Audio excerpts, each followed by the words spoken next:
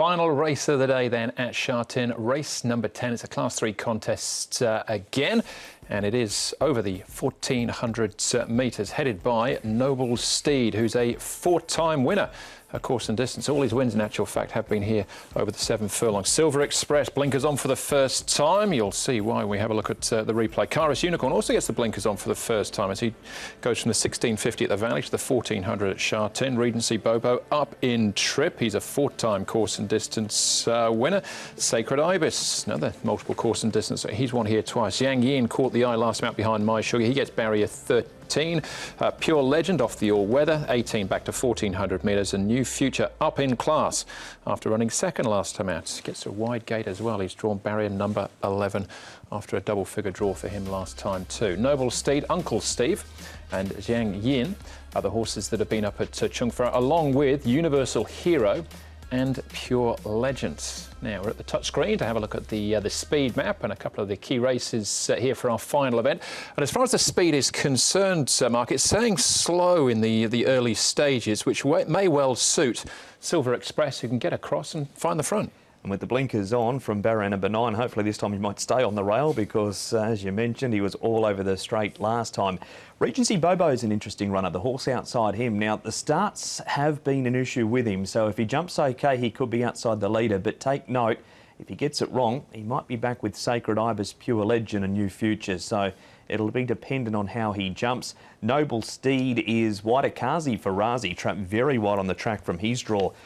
He might look to push forward too because he raced handy 3 starts ago when winning at Sha Tin over the 1,400. All right, so some possible changes there. Paul, what are we looking at as far as the track work is concerned? Well, there's a gear change of Silver Express. He's got the blinkers on. Obviously, he ran sideways like a crab coming down the straight last time and threw the race away. But his track work has been straight and true with no pressure on him. So we'll see how he goes on race day. It's an 800-metre gallop from him. Uncle Steve, he's been working really well recently.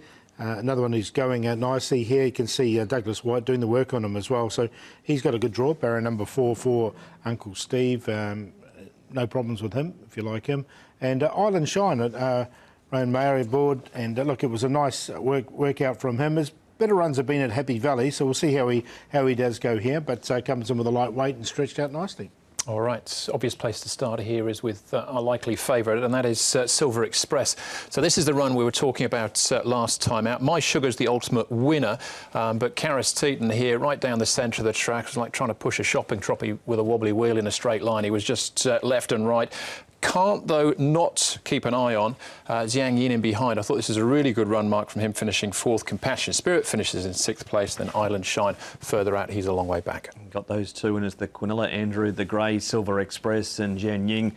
Cops that decent bumping at the top of the straight too, and this was his first start since May, so you'd think he would come on from it. He has run 3rd, 2nd up before, but there he is, Paul. The further he goes, he wants to get out to the outside of the track. Caris has got the whip in the left hand, trying to straighten him up. He's in, he's out, he's all over the shop.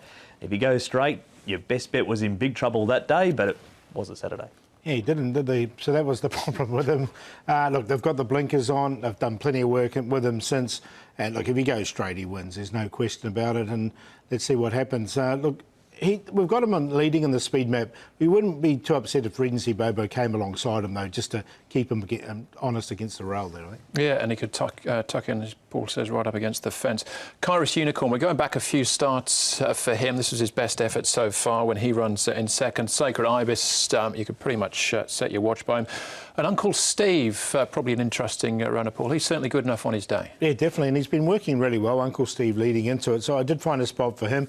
Caris Unicorn will get blinkers on for the first time, so we'll see if that helps this one. And Sacred Ibis, you know what you get with him. He'll get back, he'll be running on late. He's drawn wide, Sacred Ibis. He's out in barrier 14, so even allowing for the fact that he gets back, he's going to have to go right back to last this time. And with the pace being down as possibly slow, it's going to make it hard for him to run into the finish. So rare, but left him out this week, the 5 horse in that replay.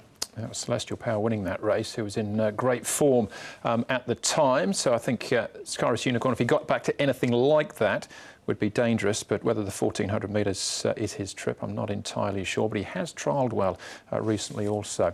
Regency Bobo, a 4-time course and distance winner. Mark, what of his chances? The start's all important with him. If he jumps with them on terms and, as Paul said, manages to get across Silver Express, he's got Zach Purton on board.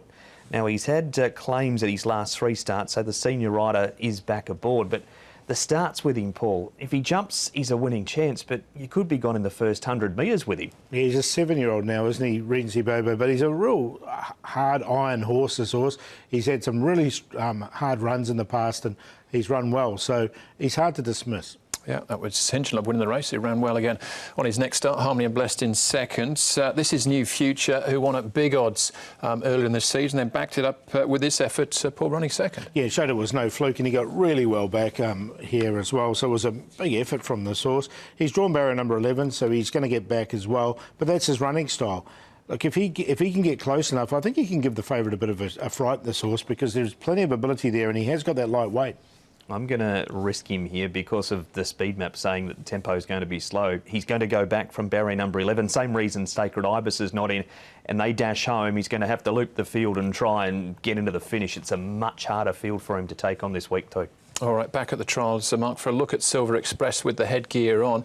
The other horse to take note of, though, is Uncle Steve. I had to go back and have another look at this replay to see how well Uncle Steve finished. It was a really good last furlong from him, and Silver Express, it was pushed out a little bit, but Uncle Steve had a couple of trials. This was on the 19th of February. Carris rides for Douglas White. He's got a good barrier. He ran 5th behind Celestial Power, but there's been absolutely nothing wrong with the try. I can see Joe just niggling ever so slightly at Silver Express there, Paul, but Uncle Steve's just jogged that. Yeah, he won it really nicely, and we know he's a good horse on his day as well, Uncle Steve, so I've got him in. I didn't want to leave him out.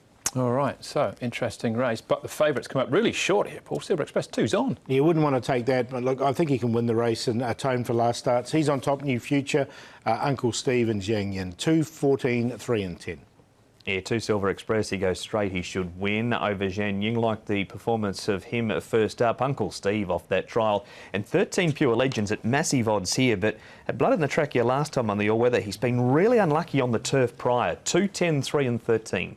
All right, 2 and 14, my cue, but don't like the price of the favourite in any shape or form at this stage.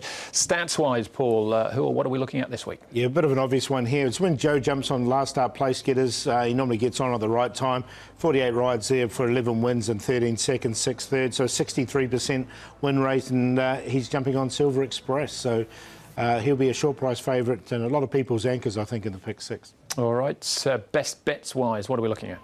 I'm going to go with one of Joe's rides earlier on, Beauty Chairs. I think he's improved a lot from start 1, so he's the best. And then Summit Chairs, a first starter with Matthew Poon aboard. I think we'll get an each-way price about him in race 2. Number 8, so going early there, and we'll do the play in that with Pleasant Endeavour, 7 Heavens, who's been downgraded in Summit Chairs. So race 2, 1, 2 and 8, the QQP.